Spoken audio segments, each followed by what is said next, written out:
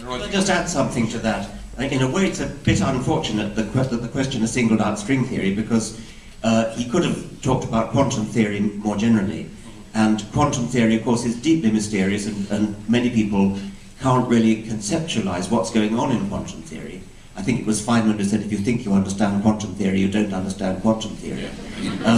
But quantum theory does make predictions which are prodigiously accurate and precise. Maybe it was again Feynman who said that the accuracy with which some predictions of quantum theory have been fulfilled is equivalent to predicting the width of the North American continent to the width of one human hair. So that means that there's an enormous difference between the apparently esoteric and mysterious formulations of quantum theory and things like the transubstantiation and the Trinity, which make no predictions at all. They may be equally mysterious and equally apparently nonsensical sounding, but quantum theory predicts the width of North America, so to speak. I'm talking about the number of decimal places, to the equivalent of the width of one human hair. That is a colossal difference.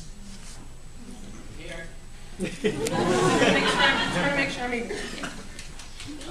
your film is dedicated to Christopher, and I guess that's Christopher Hitchens. Yeah.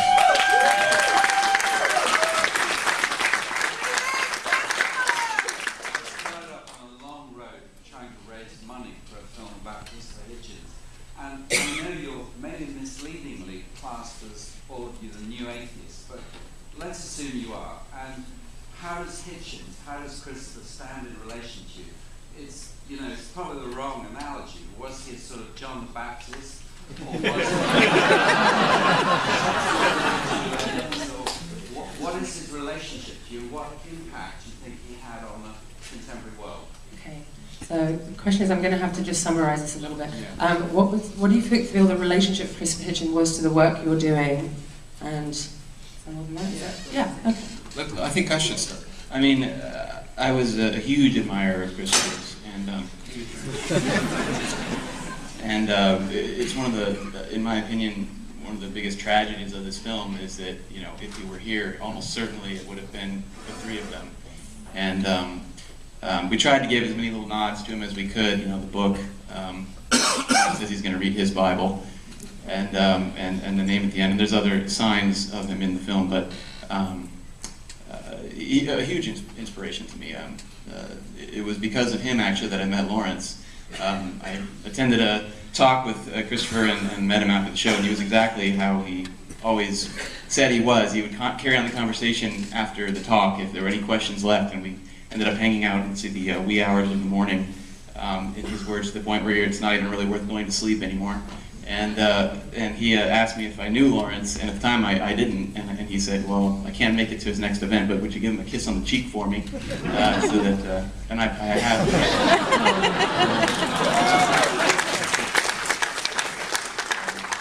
A huge inspiration. Yeah. Who are the new four horsemen? Oh, pick yours. Well, in the Melbourne conference where we reconvened the Four Horsemen, but without Christopher there, it was Ayaan Hirsi Ali. I mean, Christopher is an amazing loss. None of us could replace Christopher. And I remember that very vividly the day he died. I got asked to go on CNN and talk about him by some idiot interviewer. But this is going to sound pompous. I don't mean it that way. But I remember that day saying to myself, there's a hole, there's a gap. And I'm going to do whatever I can in my own little way to try and fill that, what I can do with that gap. No one can replace Christopher. But to try and bring some humanity and humor and culture, all of the things that he could do better than anyone, that legacy deserves to be carried on. And so I find it inspiring because it really motivates me personally to try and fill a little bit of a gap that one of those amazing human beings I've ever known. I think he was the most eloquent speaker I ever heard, as well as one of the most erudite. But the questioner asked, as it were, how he sort of fits in. What's the complementarity? I think he was always a very political animal. And whereas my approach to atheism was sort of scientific, I'm passionate about the truth about the real world, I think he saw God as a malevolent dictator, a sort of a big brother from 1984, presiding over a sort of celestial North Korea, was the way or cosmic Saddam Hussein. Yeah. I think, but let me just say two things about Christopher, which I've said in some places, so you may have seen, but they're worth saying. One was that he was the most tolerant person I've ever met of other people. He could be deeply friendly with people that had totally different views. And I know, I mean, a friend of both of ours is Francis, what's his last name? Collins, Francis Collins, who was the head of the National Institutes of Health and has the nuttiest theology you could ever imagine. But Francis became Christopher's doctor when he was dying. He was friends at his house with Supreme Court justices that I would have a hard time holding my dinner down with. But he could have conversations with people he completely disagreed with, and I admired that tremendously. But the other thing that's worth pointing out is he was fascinated by science.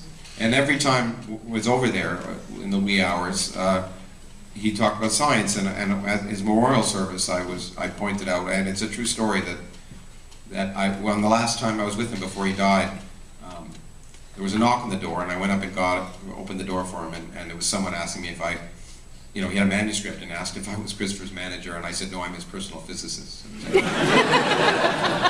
One little aside, behind the scenes story, we had mostly finished the film, and we were in London, and we met with Ian McEwan, and he paid us one of the greatest compliments I think we could have received, which was he watched most of the film and said if Christopher were here, he would have absolutely loved it. So that was the best thing with it. We do have some time, so we'll get some good questions in. Okay, just here. Hi there. It's a really nice introductory film, I think, for what you're trying to do. The message trying to get out there, and I think that's the value of it. I have a question too. As an atheist, but an atheist that kind of has an interest in social justice and issues like that, I don't seem to find that being an issue, the issue of class and North-South relations and imperialism and all those things. That used to be more of a theme for like 1930s atheists, if you will. Is that something you're purposely trying to avoid, like the political aspect of it? I mean, is that...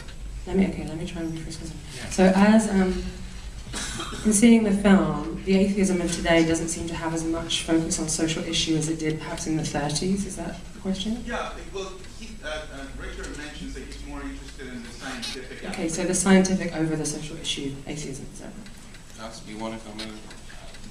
Well, I mean, there was no intentional avoidance of anything political. It was just, I mean, really, like I said, we went out to capture a conversation, and in the strictest sense of what documenting a documentary is, we captured what we captured, and it unfolded how it did. There was no particular reason to avoid the political, but I mean, it ended. At the same time, it ends on a somewhat political note, and it happens to be with a more or less, I think, political speech that I made.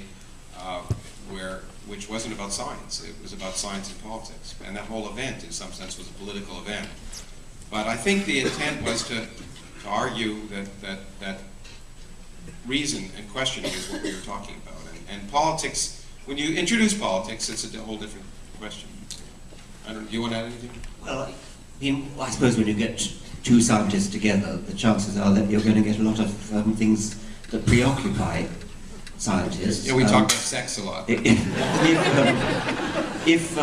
Christopher Hitchens had been there, we probably would have talked more about politics.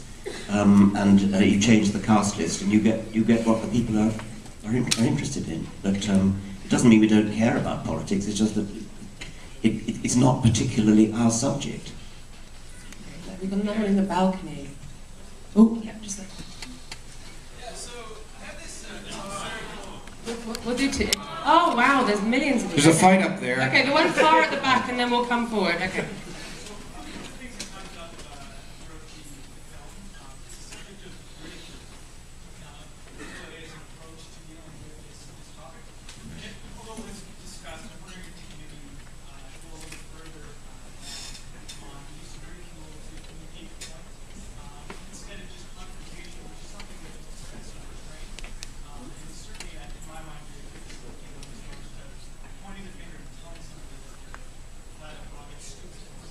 Okay, so the question is, could you expand a bit more on the idea of ridicule over confrontation in the film? And also religious. I think the relationship of the film religious. The relationship of the film religious too. So I thought. You probably could speak better about it. One of my favorite moments in the film was when Richard says he was read the book review of Meadows' book review, and that it changed. You might have insulted your intelligence, but you deserved it. I think it just depends on the person and what kind of things they respond to. But I don't know, you guys can speak. Well, I'm very fond of a quote from the British journalist Johann Hari, who said, "I respect you as a person too much to respect your ridiculous beliefs." You know, and I think I know that you know I talked to Bill Maher recently about the film when I was on a show, and I think Religulous as a movie in some sense helped inspire a little bit of this, but this is a very different kind of movie, and I think that that humor is incredibly important in enlightening anything, and again, you know, to go back to Christopher, I think in some sense it was that charm and humor that broke its way through the distrust and hatred that a lot of people have, and I think that it's really important to point out that we're not just ridiculing religion, we're ridiculing everything that doesn't make sense, and that includes science. That's the purpose. I mean, one of the, again, biggest misconceptions about science, and one of the reasons people don't trust evolution, say, or a lot of other things, is they think we have this conspiracy. You get this PhD and you should have a secret handshake, and on the other hand, the thing we want to do when we go into work every day is prove our colleagues wrong. That's how you get ahead. And so, it's organized ridicule in some sense of what science is.